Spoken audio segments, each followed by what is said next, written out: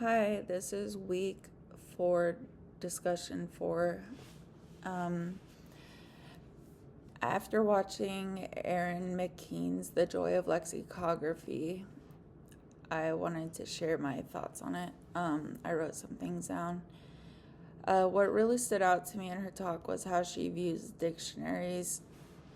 She talks about them as if they're living documents that change as language changes. I totally agree with that.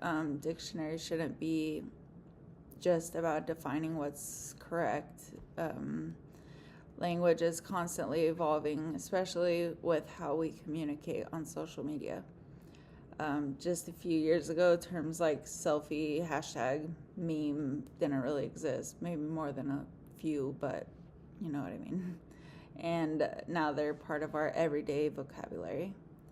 I also really appreciated her humor throughout the talk. It made the subject more interesting to learn, and it made it to where I could relate, I guess. Not relate, but connect, because if it's not funny, I'm not really interested a lot of the time. I enjoyed her jokes throughout. She made a lot of good points about dictionaries and how they should reflect how people actually use the language, not the proper way of using it.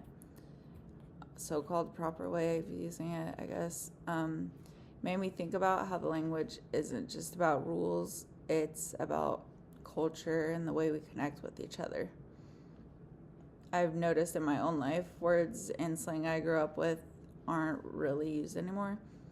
Some new terms pop up that I'm still getting used to, and it's interesting to think about how lexicographers are actually documenting all of this as it happens. One thing I'm curious about is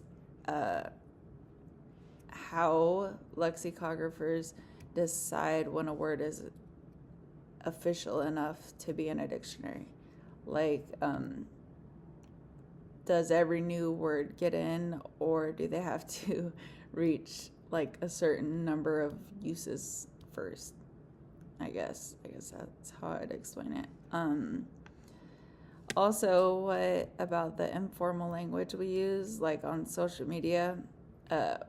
Should that be in dictionaries too, or where would we draw the line? I think her talk really made me appreciate dictionaries a lot more, and they're not just like a list of words, but they're part of an ongoing conversation, and it's how we live and communicate. I took Chinook Wawa last term, and I discovered how different languages are, and how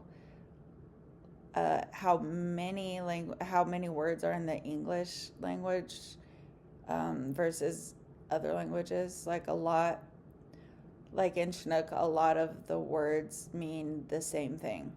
So like for like hayumasi means many things. You could use it as like a big, like calling something big, hayu, or like really big.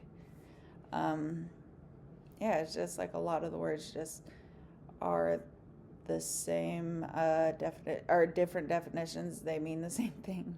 I don't know how to explain it, but it gets interesting, and it gets really technical. I don't know if that's a word, but it's interesting to learn, and I look forward to learning a lot more about it, about other languages too, not just English and our native language. Thank you.